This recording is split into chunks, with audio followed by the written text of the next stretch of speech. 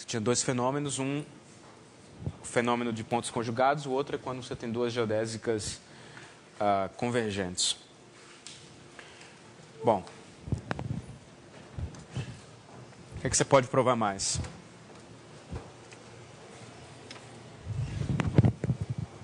Uma coisa que dá para checar é que um ponto está no cut locus do outro, é uma relação, como é que se diz? Simétrica, né?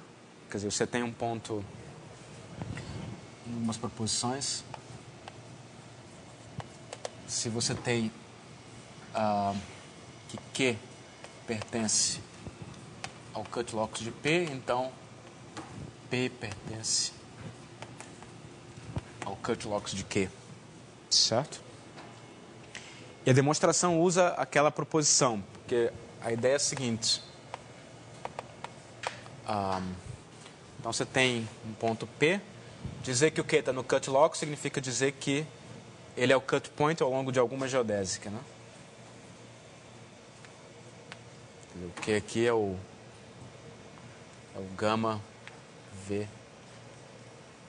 C de V para alguma geodésica gama V.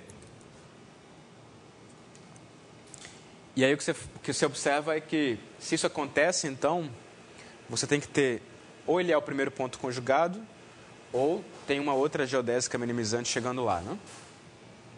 Então você sabe que você tem duas possibilidades. Ou você tem um ponto conjugado, né?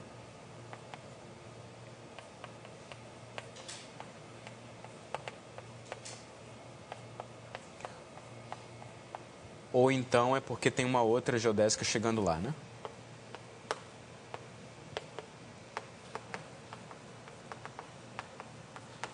Também minimizante.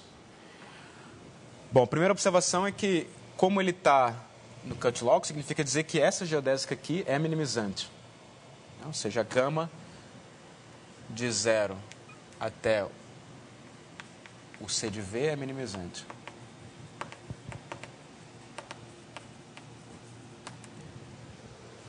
Agora você volta para cá, né? Então, uma possibilidade é que seja o primeiro ponto conjugado. Mas aí, nesse caso, o P também é conjugado ao Q, né?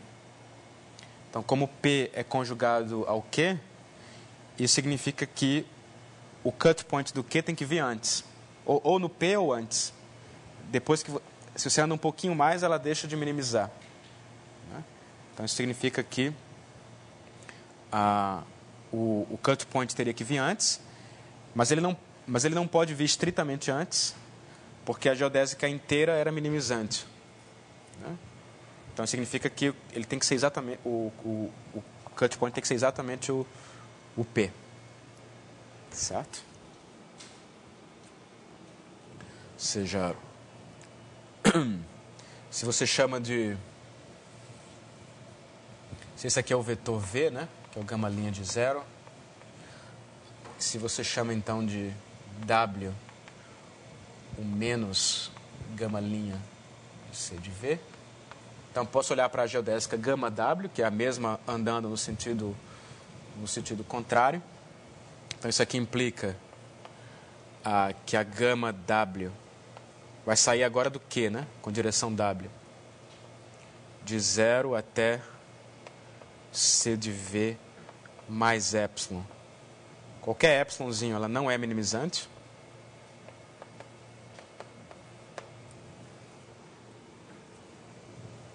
Para epsilon positivo. Mas ela é minimizante no intervalo 0 a C de V.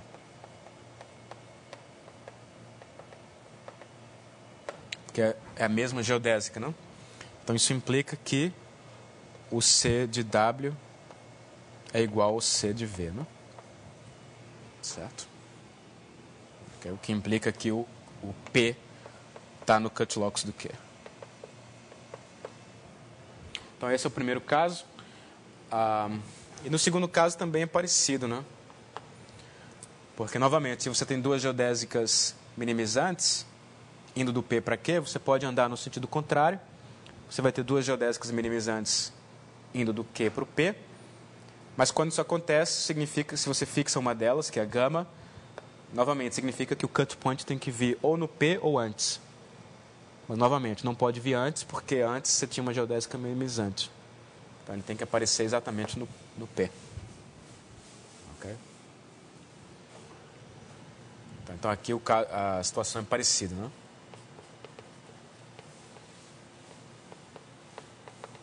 Eu estou usando a segunda parte da proposição, que dizia que se você tem um ponto conjugado ou se você tem duas geodésicas minimizantes chegando no mesmo ponto, então o cut point vem antes.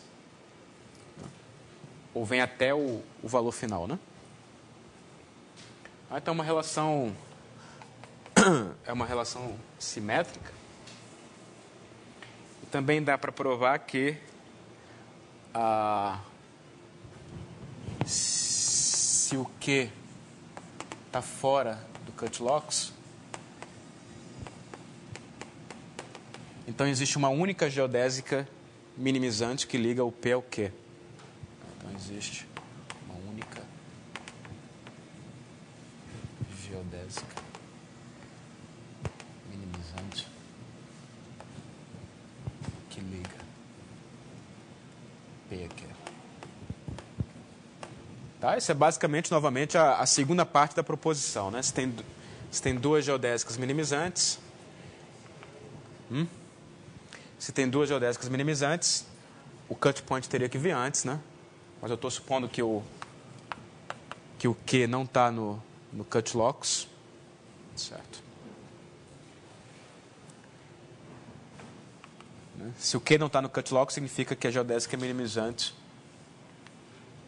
antes dele, né? Alguma dúvida aí sobre isso? Só segue direto da parte 2 da proposição da aula passada. E aí você pode fazer a seguinte pergunta, né? Você está numa variedade riemanniana, M, você tem digamos que ela seja completa,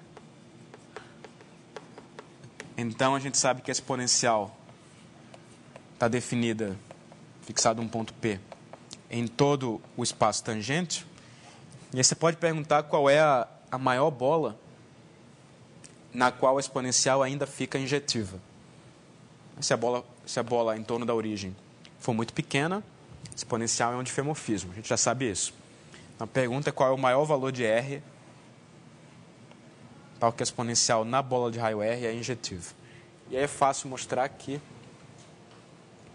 isso acontece. Quer dizer, a exponencial restrita à bola de raio R é injetiva se, somente se, o R é menor ou igual que a distância do P para o seu cut locus. Ok? E aí você dá um nome, né? Isso aqui vai ser, por definição, o chamado raio de injetividade do ponto P.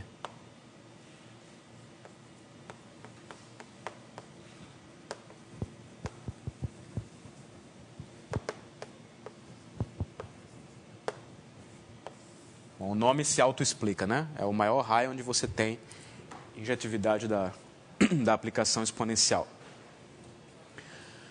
Bom, a demonstração é simples, né? É basicamente brincar com esses conceitos aqui, né? Então, por exemplo, vamos mostrar que parte aí.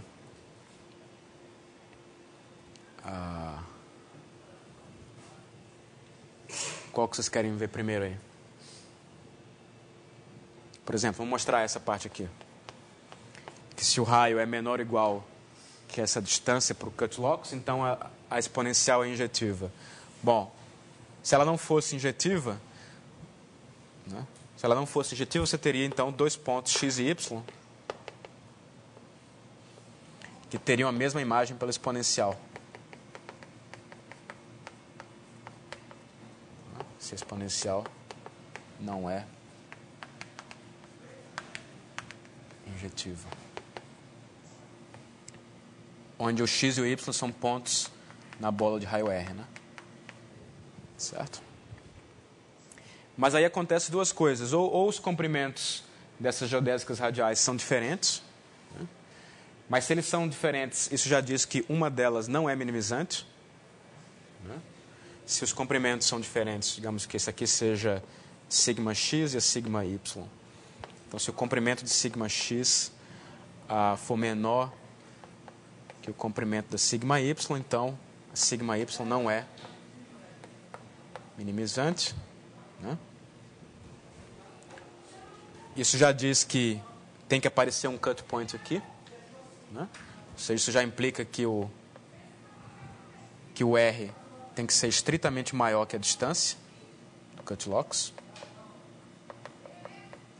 né? Se essa geodésica não é minimizante, é porque o cut point nessa direção apareceu antes, né?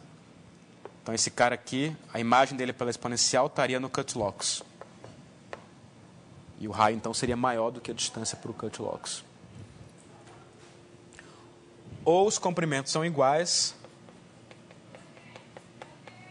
Mas aí, se os comprimentos são iguais, você está nessa situação em que a geodésica deixa de minimizar um pouquinho depois. Se ela deixou de minimizar um pouquinho depois, é porque o cut point aparece até ali. Novamente, isso implica que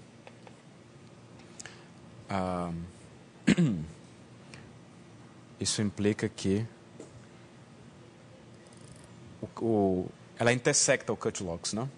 Que existe um cut point em sigma x, por exemplo. E aí isso implica que, novamente, que o cut point apareceu antes, né? Então o raio é ainda maior.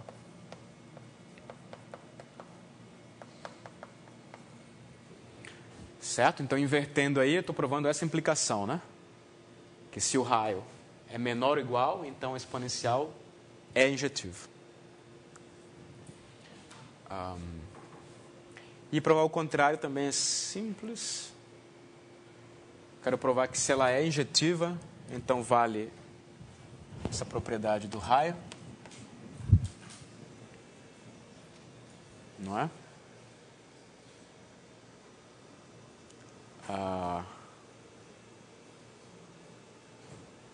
Por que isso, né? Quero mostrar essa implicação aqui. Então, o que você faz é, supõe que isso não vale, né? Então, suponhamos que, por contradição, que o raio R é estritamente maior que a distância para o cut locus. Então, isso significa que vai existir um ponto Q no cut locus de P, a distância é menor do que R. Com distância para o P estritamente menor que o R, né? Mas aí você faz aquele desenho, né? Está aqui o P, está aqui o Q. Então, essa geodésica aqui ela vai ser minimizante, mas se você anda um pouquinho, ela deixa de ser, né? O cut point está aqui. Então, se você anda mais um pouquinho, epsilon, ela deixa de ser.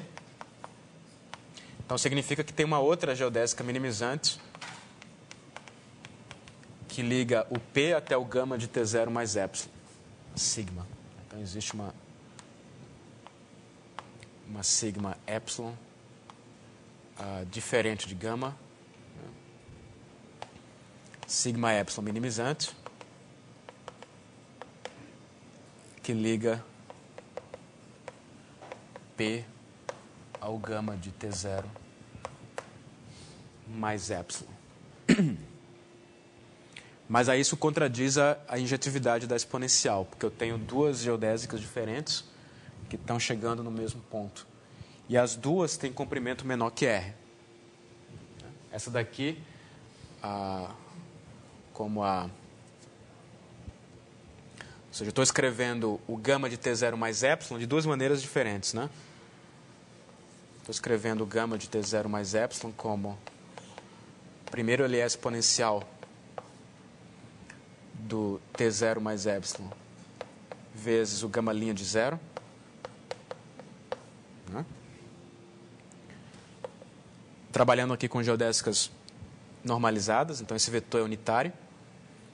Mas ele também é, pela sigma epsilon aqui, ele é exponencial da distância, né? Quanto é que é a distância? Não sei, mas eu sei que é menor que T0 mais epsilon, né? O T0... Tá certo. Então, eu sei aqui que vai aparecer um certo número. Que eu sei que esse número aqui é estritamente menor que T0 mais epsilon. E esses caras são distintos, né?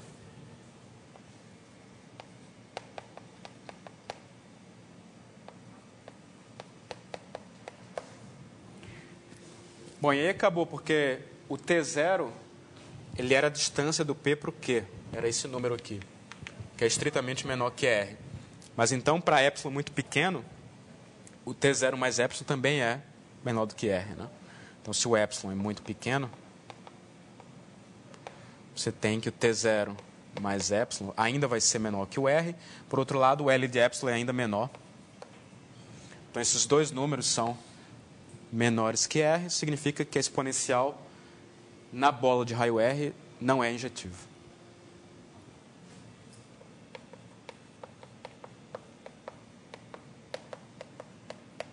Não é injetiva. Esses dois pontos aqui estão na bola de raio R.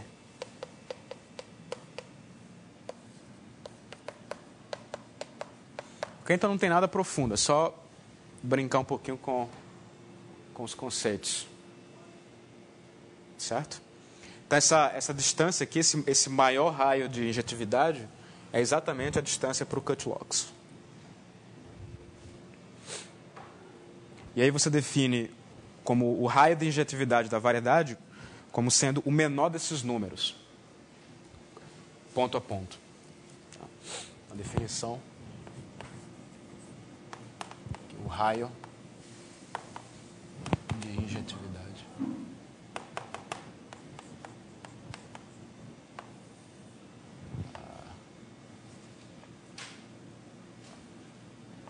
de M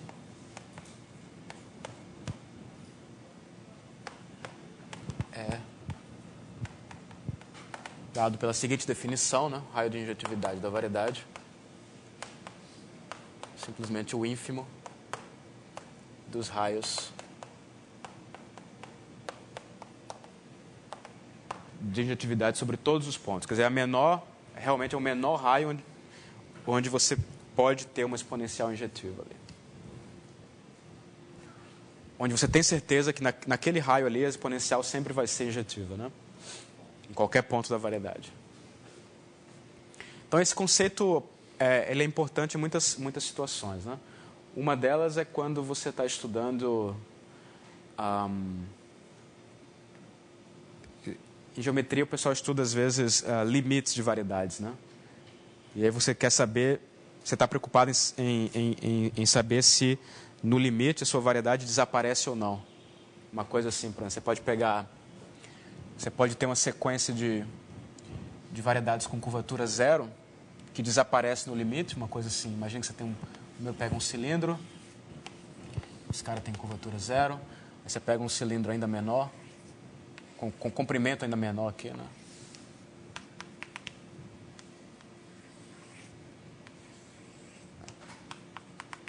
Então isso aqui não converge, né? Ou se você quiser converge para uma reta, dá problema isso daqui.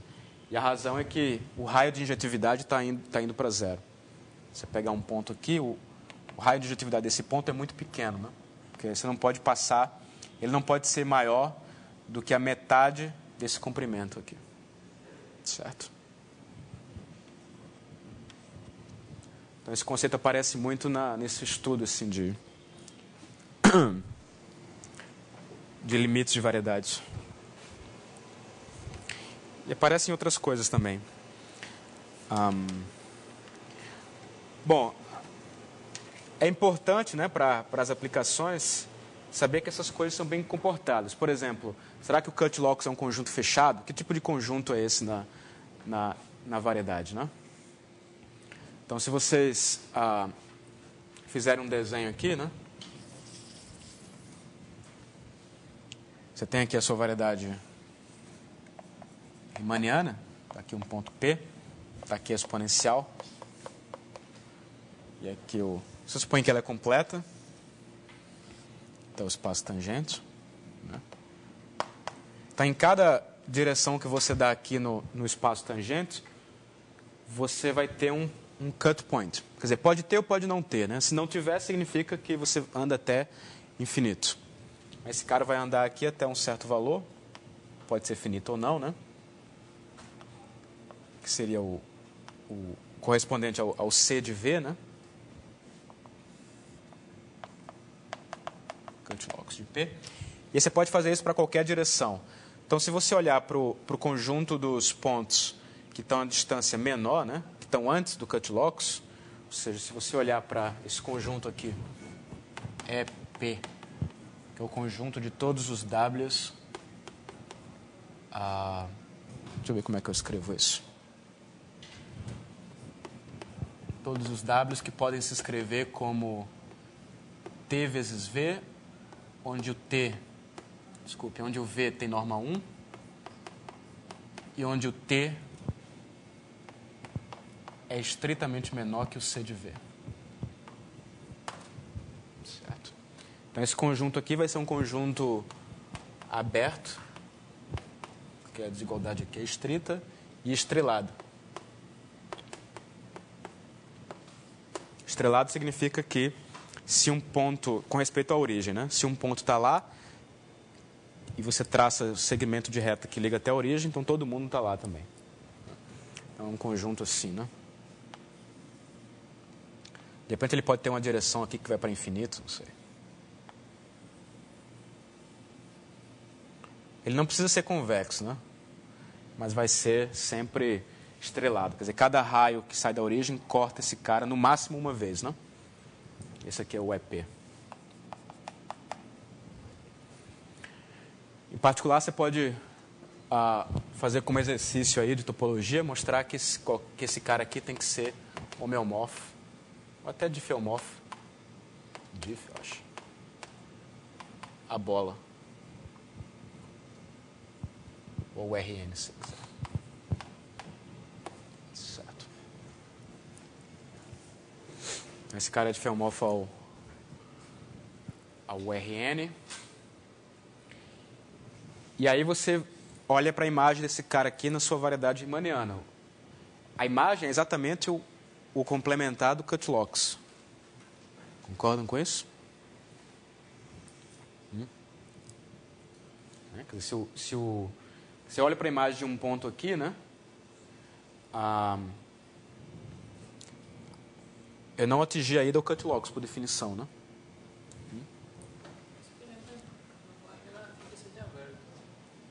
Não pode garantir que seja aberto, por quê? Porque a direção ainda não tem que ser contínua.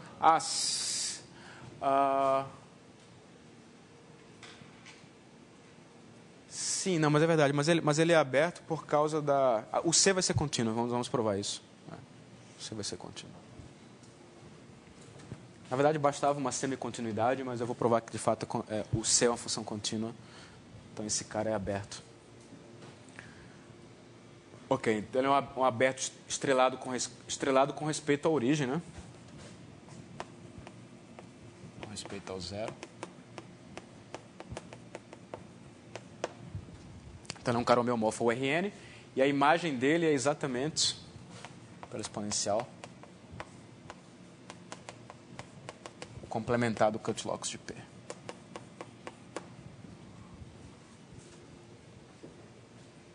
Não é?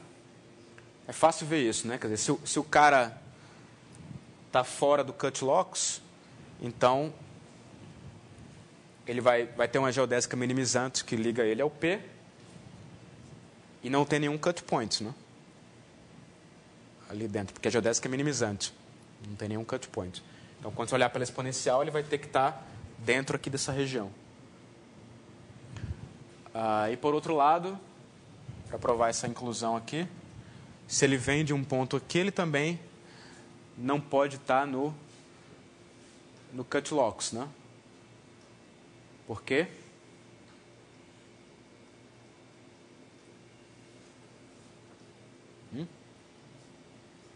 Suponha que esse ponto é você tem exponencial de um x com x em EP, né?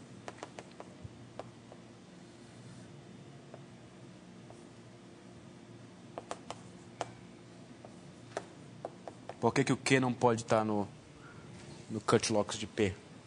A princípio ele poderia estar ao longo de uma outra geodésica, né? Ele poderia ser o cut point de uma outra geodésica.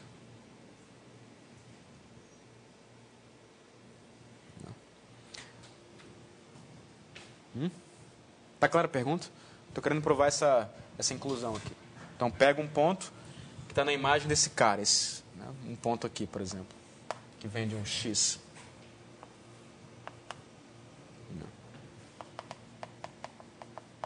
Quero provar que esse ponto não está no cut locks. Ok? Então, o que eu preciso mostrar é que ele não é cut point de nenhuma geodésica, né? Se ele fosse, teria uma outra geodésica aqui. Sigma. Minimizante, né? Onde esse cara é o cut point. Não é isso? Mas aí acontece que essa geodésica aqui, aquele argumento de que ela não pode minimizar depois, funciona, né? Certo? Então, significaria que essa primeira geodésica, que depois de um pouquinho de tempo, deixaria de minimizar, né? Certo? Então, essa geodésica um pouquinho maior aqui teria que ter um cut point. Mas não pode, né? Porque eu estou exatamente na região onde o cut point ainda não apareceu. Certo? É o mesmo tipo de argumento aqui. Então, ele não pode ser cut point ao longo de nenhuma outra geodésica. Então, a conclusão é que se eu tenho uma variedade riemanniana completa, né, o complementar do cut locks é a imagem pela exponencial desse aberto estrelado. E mais ainda, se você for olhar a demonstração, é exatamente a mesma que eu fiz ali. Essa aplicação é injetiva. Então, na verdade, a afirmação mais geral é que a exponencial, como aplicação do EP nesse domínio aqui, é um difeomorfismo.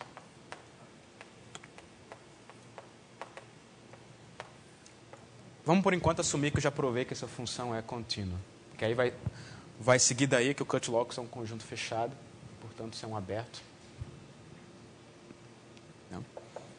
Então, a ideia para mostrar que ela é um difeomorfismo é, primeiro, mostrar que ela é injetiva, mas aí a demonstração que ela é injetiva é exatamente a mesma que eu fiz aqui para bola de raio R. E, segundo, mostrar que a derivada é não singular. Mas, novamente, você usa que se ela fosse singular, em algum ponto aqui x, você teria um ponto conjugado, né? E aí, toda vez que você tem um ponto conjugado, significa que o cut point apareceu no máximo até ali, o que é uma contradição. ¿Qué pasa? El point del cut point, esos están por fuera de.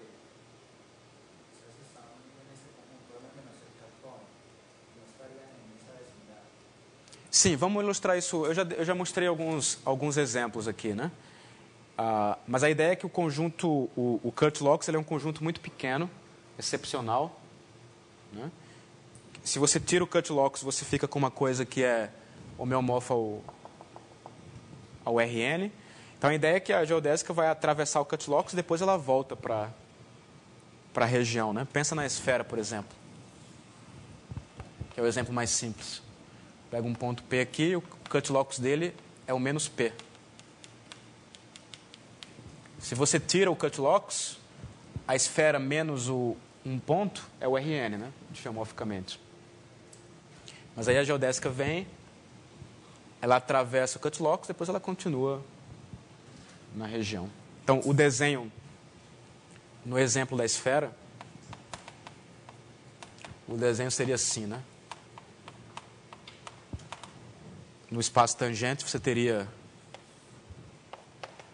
tem a origem, e o domínio EP seria exatamente a bola de raio π.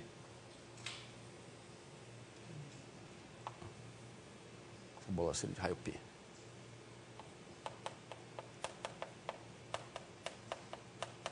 Aí a fronteira dessa bola de raio π é mandada no cut locus, que é um ponto só, né? E depois você começa a repetir. Você volta para a sua região. Mas o domínio EP, no caso da esfera, é só essa bola aqui. Então a ideia é que esse cara cobre quase toda a variedade. Ele cobre exceto um conjunto pequeno, que é o cut locus. Certo? O ponto é que a exponencial no espaço tangente inteiro não é injetiva, né? Você pode ter repetições. Ela vai ser injetiva só aqui dentro. Então tá, então provar que é um antifomorfismo é só mostrar isso, né? Que é mostrar aqui que ela é injetiva.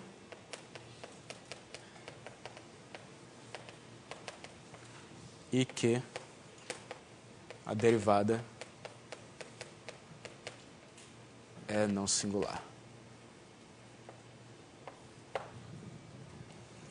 Então a única coisa que ficou faltando é mostrar que essa função C é contínua, né? Certo?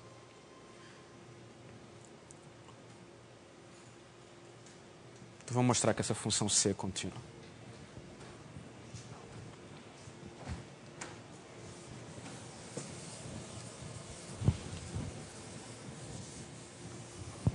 Da forma como eu coloquei ali, eu estou fixando o ponto P e pensando na função de corte como uma função definida na esfera, né? Centrada em P, né? Mas eu posso variar o P também. É uma pergunta?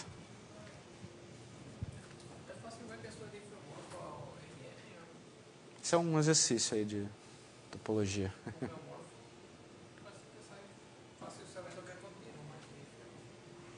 Você tem que fazer a ideia é fazer uma retração, né? Você pode pensar na bola, tentar retrair isso aqui na bola. Estou dizendo que seja um exercício trivial, não, mas... Se retrai todo o espaço, restringindo isso, serve. A retração de todo o espaço, que é diferencial, restringida ao conjunto, serve. Restringido ao conjunto, como assim? Não, para que pode fazer a retração diferencialmente. O espaço completo é diferencial. E retrai todo o espaço. Então, quando restringe isso ao conjunto, no estrelado, também fica uma retração por dentro dele.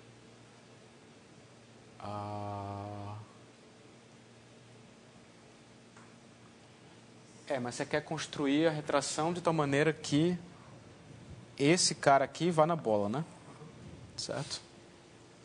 Quer dizer, o ponto é que ele é estrelado, né? Qualquer ponto aqui, todo mundo entre o ponto e a origem está no conjunto. Então você pode fazer retração aqui, né? E aí dá para fazer. Mas você pode pensar numa aplicação que retrai esse cara na bola. Se você quiser, você fixa a identidade numa bolinha pequena aqui em torno da origem. Certo? Dá para fazer. Não estou dizendo que seja trivial, não, mas dá para fazer.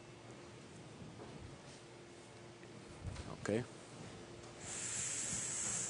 Pelo menos intuitivamente está claro, né?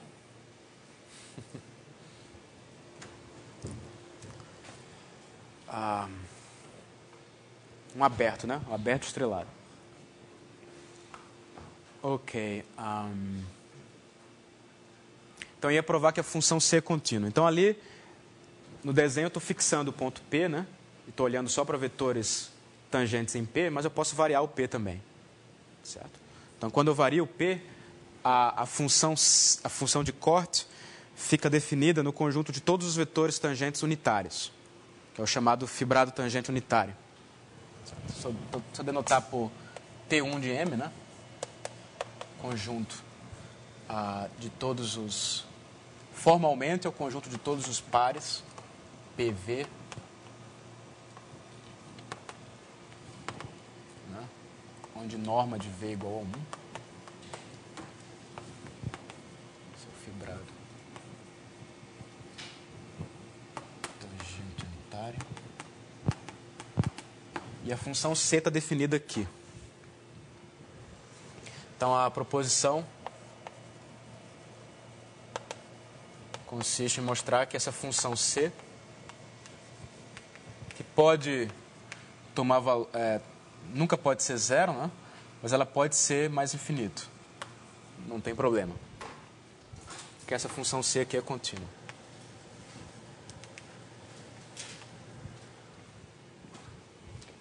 Então, contínuo aqui vocês entendem, né? Quer dizer que se num ponto ela vale mais infinito, você pega uma sequência tendendo para esse ponto, então os valores têm que convergir para mais infinitos. Ok, então demonstração, vamos lá. Então você pega uma sequência que converge e tenta mostrar que o C converge, né?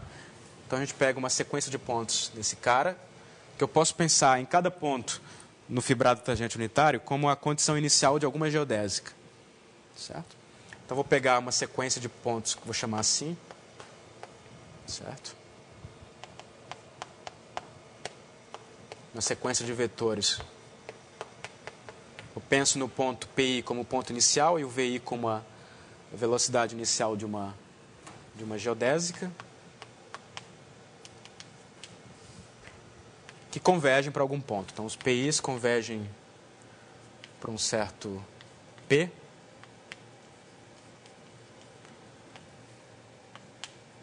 Opa, que não tem zero, não? E os VIs convergem para um certo V, gama linha de zero. Então, as geodésicas gama I estão convergindo para a geodésica gama. Certo. Convergência de geodésicas não tem problema, né? Porque isso tudo é dado pela aplicação exponencial. Ok. E aí, digamos, então, que eu vou chamar de a T0i o valor de corte da minha geodésica. Então, esse cara aqui vai ser o C do gama I' de zero. Certo? Aqui é só uma questão formal, né? Se eu fosse 100% preciso, eu colocaria o ponto base na notação. Mas fica claro que esse vetor está baseado em um ponto só, né? Ok? Então tem essas geodésicas, né? Gama I, aqui está o PI, e aqui está o gama I de T0i. Esse cara é o cut point ao longo dessa geodésica. Então, em particular, esse pedaço de geodésica é minimizante. E geodésicas minimizantes sempre convergem para uma geodésica minimizante. Certo? Então, observação em que o gama I, no intervalo de 0 a T0i, é minimizante. Até aí tudo bem, né? Isso é simplesmente a definição do cut point. Segue daí.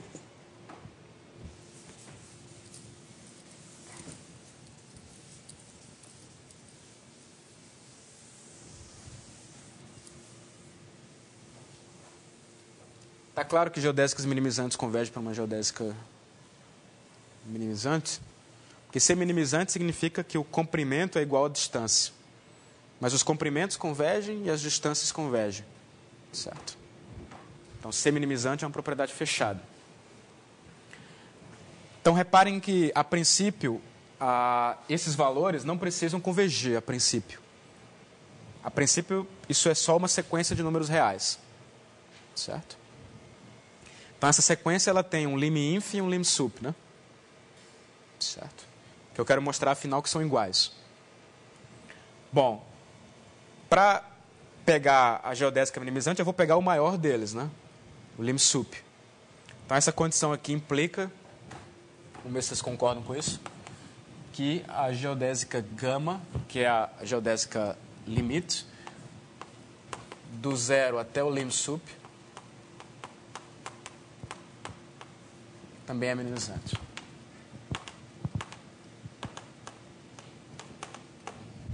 Certo? Isso é simplesmente porque o lim_sup é um ponto de acumulação de alguma subsequência. Aí você olha para essa subsequência, vê geodésicas minimizantes, o limite vai ser minimizante. Ok? Ok, então isso já me diz que o valor de corte da gama linha de zero, ele tem que ser pelo menos esse valor, né? Maior ou igual que esse lim_sup.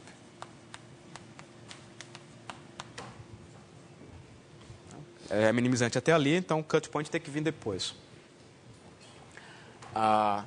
Ok, então se o lim_inf for infinito, já acabou, né? Se o lim_inf for mais infinito, acabou, né? Problema.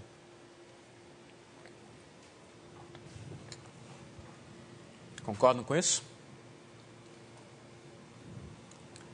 Temos... Bom, se o lim_inf é infinito, significa que a sequência T0i, que era o C do gama i, linha, converge para mais infinito, e que o C do gama linha de zero também é mais infinito, porque ele é maior ou igual que isso aqui, né? Então, convergência acabou aí. Então, a gente pode supor que o lim_inf é finito.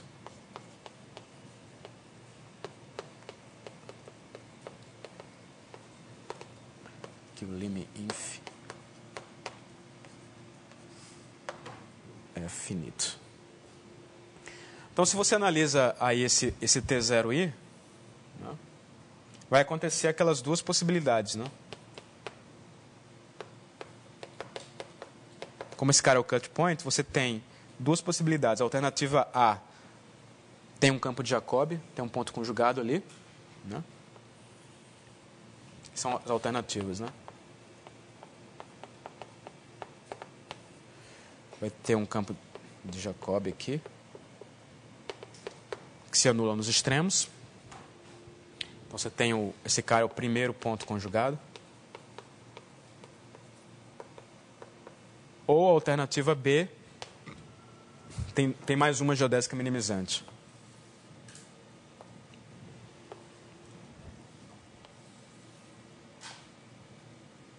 Essa aqui é a gama I, vai ter uma sigma I.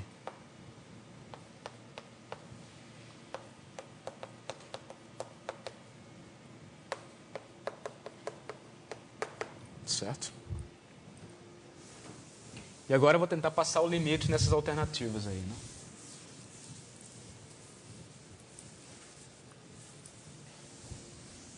Então, para cada valor de I, né, eu tenho ou A ou B, né? Certo?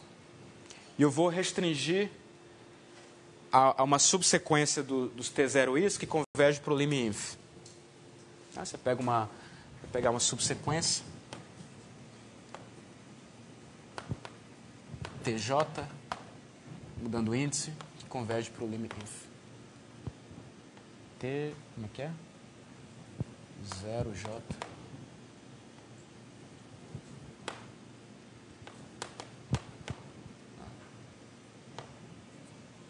Você analisa essa subsequência aqui, né? Então, se você tiver uma quantidade infinita delas que tem um ponto conjugado, então, no limite, você também vai ter um ponto conjugado. Concordam com isso? Porque ter um ponto conjugado é uma propriedade fechada. Isso significa que a derivada da exponencial tem núcleo. E isso é uma propriedade fechada. Vocês concordam com isso? Não? Se você tem um vetor que está no núcleo, você pode normalizar esse vetor para que tenha norma 1. E você pode tirar um limite desses vetores. Certo?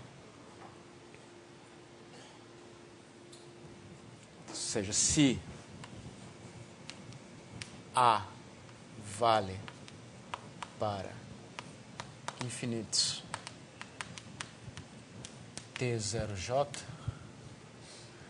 então vamos dizer que esse número converge, né?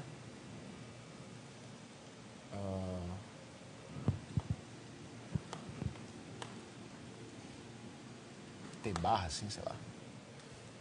Então significa que o gama de T barra, no limite, é ponto conjugado do gama de zero ao longo de gama.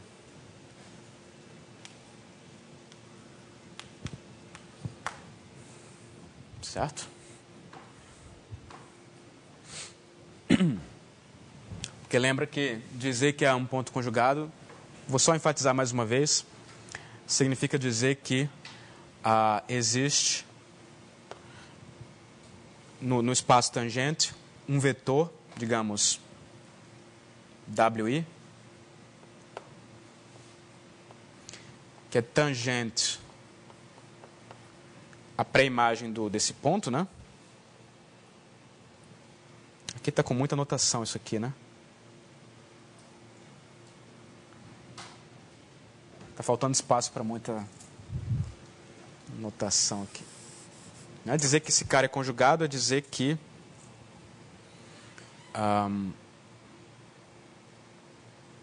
vou tentar aqui mesmo. Existe um cara. Qual é o ponto que vai nesse pela exponencial, né? É o T0i vezes o gama I' de zero, não é isso?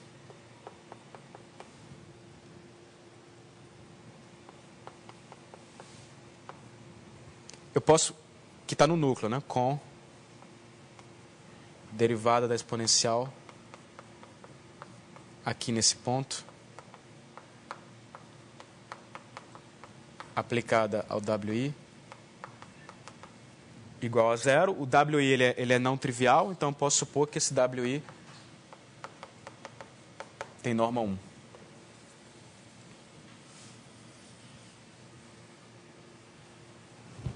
Certo.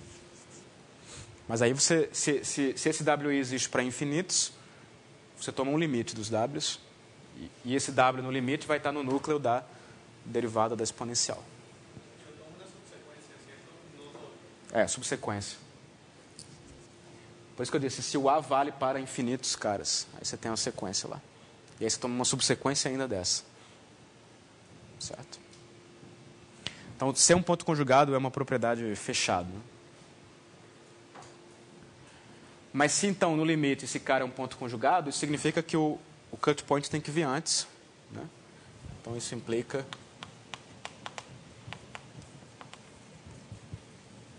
que o cut point, então, da minha geodésica, limite, tem que ser menor ou igual que o T barra, não é isso? Que era o lim_inf.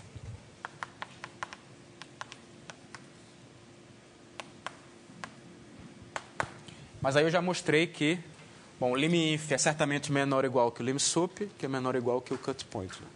Então, já mostrei que esse cara aqui vai ser menor ou igual que o lim_sup,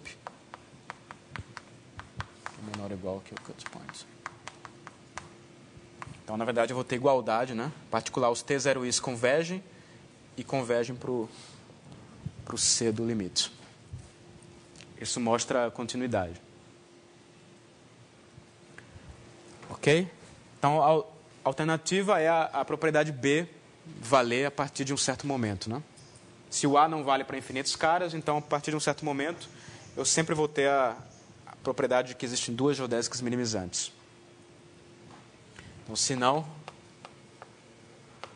a B também vale para infinitos caras.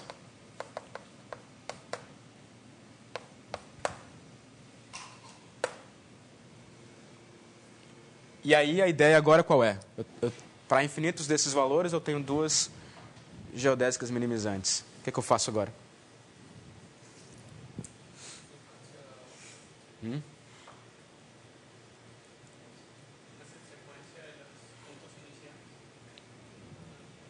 Os pontos iniciais estão convergindo. Eu posso tentar tirar um limite dessa outra geodésica também. Mas aí o que é que eu tenho que ter cuidado? Elas podem coincidir, né? Pode ser que as sigma-i são diferentes, mas pode ser que se aproximem das gama-i's. Então, é novamente o argumento que a gente usou na aula passada. Se elas se aproximam, isso vai criar um ponto conjugado.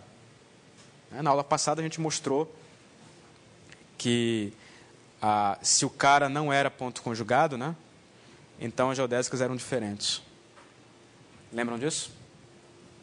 Era aquele argumento de pega a geodésica até o cut point, aí você anda um pouquinho mais, deixa de ser minimizante, então tem uma outra, né?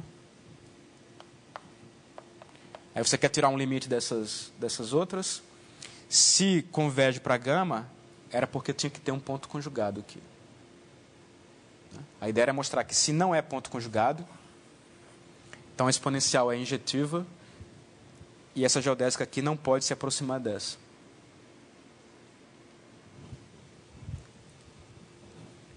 Ok? Concordam ou não? Hã? A diferença agora é que a base está mudando. Mas a base está mudando, mas está convergindo para um ponto. Os PIs convergem para um ponto P, né?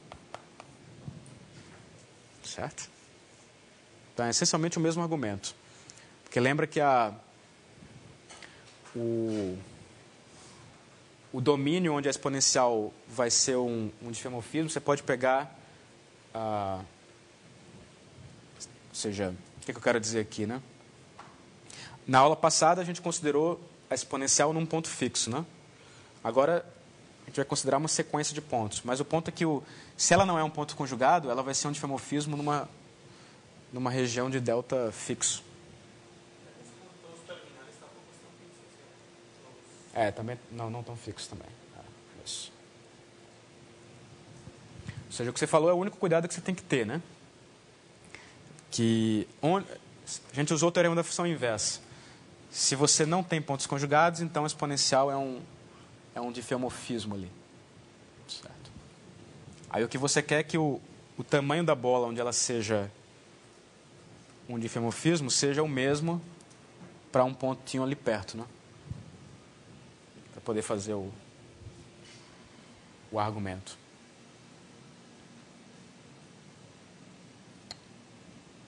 Ok?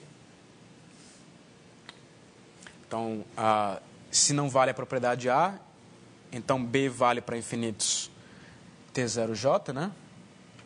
E aí você mostra que daí segue que ou no limite, ou você tem um ponto conjugado,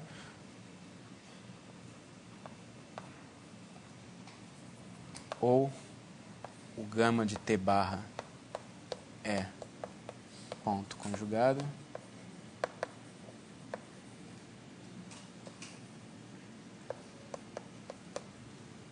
ao longo de gama, ou existe uma outra geodésica sigma, que também vai ser minimizante, né? A geodésica sigma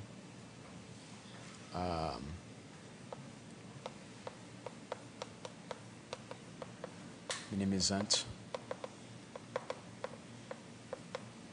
diferente da gama, que liga a P a gama de T bar. Mas aí, novamente, em qualquer dos casos, se você tem um ponto conjugado ou tem duas geodésicas minimizantes, significa que o cut point teve que vir antes. Então, isso implica que o cut point da gama veio antes do T barra. E aí é mesma cadeia aqui.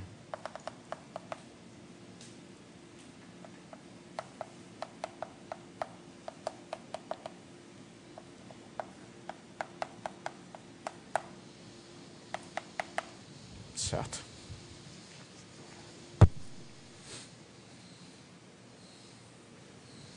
Ok. Alguma dúvida aí?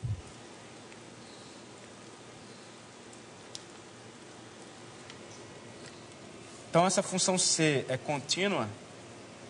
Em particular, esse conjunto aqui, que é o cut locus, é um conjunto fechado. Porque se você tem uma sequência de cut points do ponto P, né, significa que cada ponto aqui veio de uma geodésica no valor dado por C. Né? Mas como os Cs convergem, eles vão ter que convergir para um cut point também. Certo? Então, segue que o cut locus é fechado.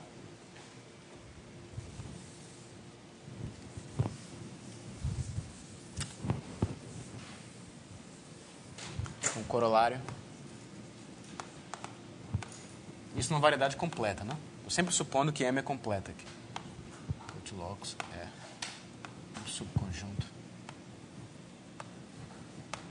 fechado de M, em particular, se a M for compacta, o cut locus também é compacto. Certo. Então, é um conjunto fechado, compacto se a variedade for compacta, cujo complementar é homeomorfo ao Rn. Né? Então, a ideia é que o cut locus, digamos, ele contém a topologia da variedade, em certo sentido. Né? Se você tira o cut locus, a topologia fica trivial. E o que eu posso falar sobre o tamanho desse cut locus?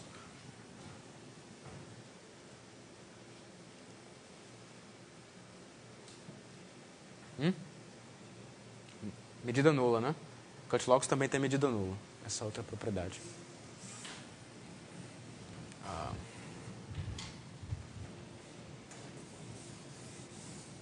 Não deveria pagar aqui o desenho, mas eu posso deixar isso como exercício aí.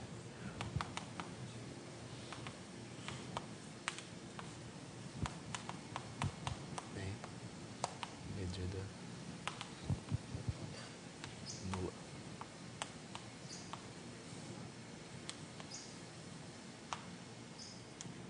Certo?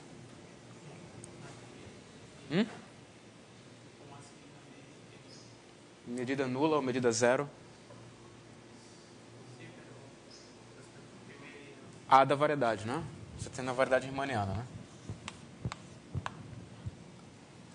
Aqui você pode interpretar de duas maneiras. Uma, você pode usar a métrica, e aí corresponderia a dizer que tem volume zero, sei lá. Mas o conceito de ter medida nula não depende da métrica, né? Você pode definir... Você não consegue definir quanto que é a medida, mas medida nula você sempre pode definir em qualquer variedade. Porque medida nula é invariante por difeomorfismos.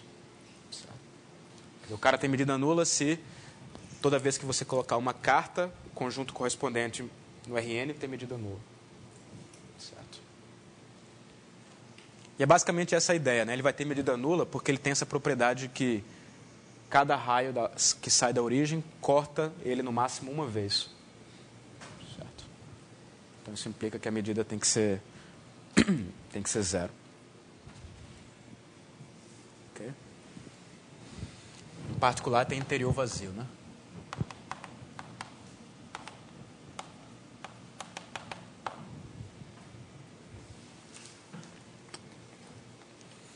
Então, isso tem um corolário topológico, se você quiser. Né? Toda variedade diferenciável, tirado um conjunto de medida nula, é difeomorfo ao Rn. Para provar isso, você bota uma métrica riemanniana e usa o cut locus. Certo? Nos exemplos, a gente viu isso, né? Quer dizer, o maior cut locus que a gente obteve, se não me engano, foi o caso do toro, que era... duas curvas fechadas, né? Aí, sei lá. Tem medida nula, né?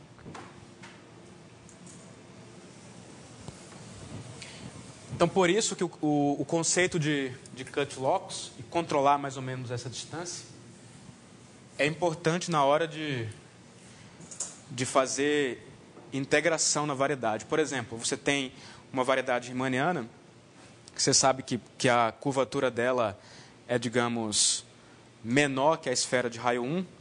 Aí você pega uma bola geodésica e você quer comparar o volume dessa bola com o volume da bola na esfera. Né? Você quer estudar como se comporta o volume das bolas geodésicas. Né? E a ideia se você quer calcular um determinado volume aqui, né? O que você pode fazer é olhar para a pré-imagem desse volume aqui, mas aí só precisa considerar o pedaço, né, que está dentro desse cara aqui. Né? Certo? Então isso ajuda em alguns teoremas. Né? Num curso, uma das coisas que você aprende em geometria riemanniana 2, né, ou dependendo na 1, dependendo do como é que você faz, é exatamente provar teorema sobre o volume de bolas geodésicas. E aí você tem que olhar para o Cut-Locus. Ok. Para terminar, eu só quero provar mais umas coisinhas do Cut-Locus que tentam responder a seguinte pergunta, né? Tudo bem, o raio de injetividade é o menor raio onde a exponencial é injetiva. Mas será que é possível ter algum controle sobre quanto que é esse raio, né? Por exemplo, se você pega uma esfera de raio, sei lá, delta,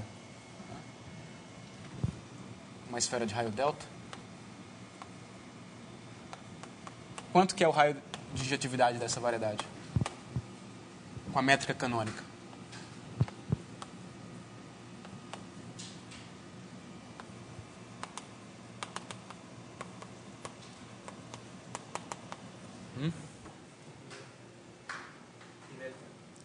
Mais ou menos, né? Π sobre raiz de delta. Não, peraí. Não. Eu acho que eu não estou querendo fazer a normalização certa, não. Desculpe. Eu quero que a curvatura seja delta.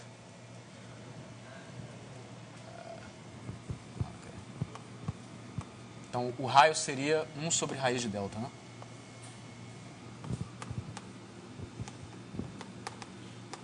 Eu quero comparar pela curvatura.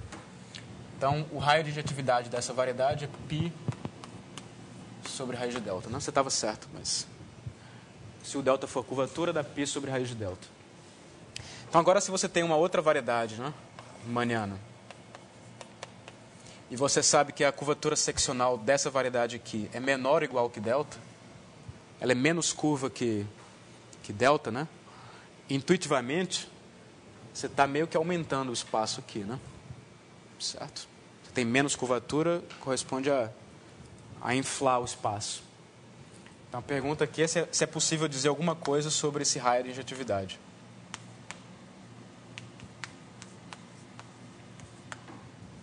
Certo? Será que eu consigo controlar a exponencial numa bola com aquele raio? Qual é a resposta?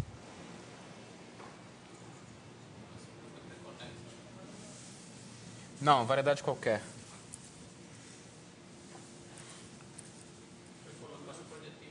Espaço projetivo, não é verdade, né? Isso aqui é falso. Porque o exemplo, como ele disse, é o espaço projetivo. Você pode pegar o espaço projetivo de curvatura delta, que é a mesma coisa que identificando pontos antípodas, e nesse caso o raio de injetividade vai ser metade, né? Porque o Cut-Locus está a distância π sobre 2 no espaço projetivo. Então, seria metade desse valor. Certo? Vocês conhecem outros exemplos aí?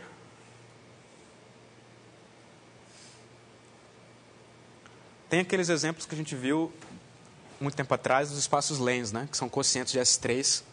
Você pega o S3 e passa um quociente para o ZK. Né? Esses caras todos vão ter curvatura 1, porque são quocientes da esfera. Só que o raio de injetividade, o que acontece?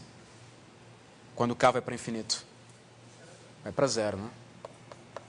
Então você pode ter espaços de... Cada pedacinho é igual a um pedacinho da esfera, mas eles estão, de alguma forma, estão diminuindo e o raio de injetividade está indo para 0. Certo? Então a pergunta é como é que você explica isso? Então a ideia é a seguinte proposição.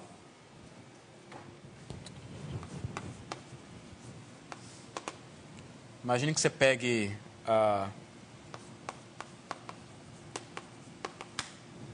você pega um ponto na variedade.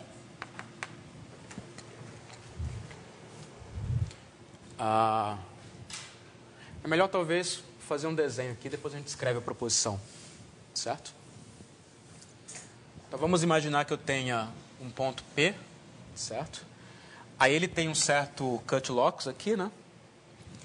E aí eu vou pegar o ponto do Cut-Locus que está mais próximo de P. Então, eu vou pegar um Q, tal que a distância de P para Q seja igual à distância de P para o seu cut loss. Ele é o ponto mais próximo. Até aqui o Q. Então, em particular, ele é um cut point, né?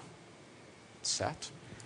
Então, uma possibilidade é que o Q seja conjugado ao P ao longo de alguma geodésica. Então, podemos ter aqui que o Q é conjugado a P ao longo de alguma geodésica minimizante, né?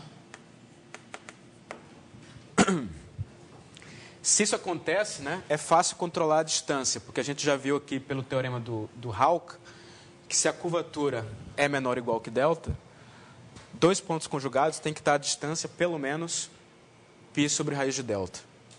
Já mostrou aqui pelo Hawke que a distância entre dois pontos conjugados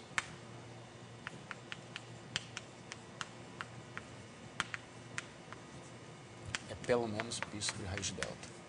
Então significa que eu não me preocupo muito com essa possibilidade. Se isso acontecer, melhor, porque aí eu vou ter o que eu queria. O problema é saber o que pode dar errado, né? Então, o que pode dar errado é você ter duas geodésicas minimizantes. Então, você vai ter uma assim e outra assim. Gama e sigma.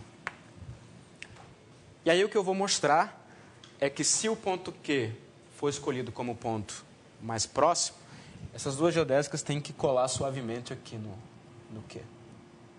Elas têm que colar e formar um laço geodésico aqui no Q. Ou seja, isso implica que o que eu quero mostrar é que o gama linha de L é igual ao sigma linha de L, não é isso? Não, é isso? Menos, né? Isso, menos. Quero mostrar que a coisa é assim, né? Certo. Então, a ideia é supor que não. É mais fácil fazer figura do que escrever, né? Escrito já está no livro. O que você faz é o seguinte. Você supõe que não, né? Você tem um vetor aqui. Tem outro aqui. Esses vetores não são simétricos. Então, o que você pode fazer, você pode escolher um vetor